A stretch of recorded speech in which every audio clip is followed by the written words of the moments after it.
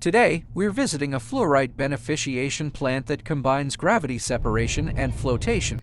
This is the third fluorite separation site we commissioned in Mongolia this September. Let's take a look at what equipment is used in the plant.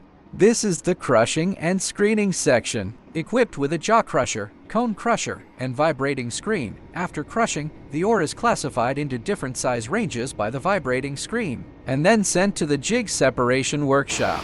The jigging section is equipped with an LTC jig machine for fine particles and an FRT jig machine for large particles. With separate size processing, the separation is more efficient, and the system can handle a large processing capacity.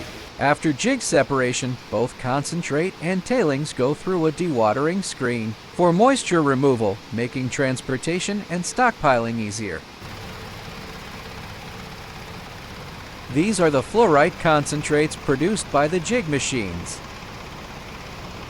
Since the raw ore grade is quite low, these concentrate needs further upgrading by flotation. After flotation, the concentrate can reach a fluorite content of around 97, which after further processing can be used as acid-grade fluorspar in the market. If you're interested in fluorite beneficiation equipment, feel free to contact us anytime for more details.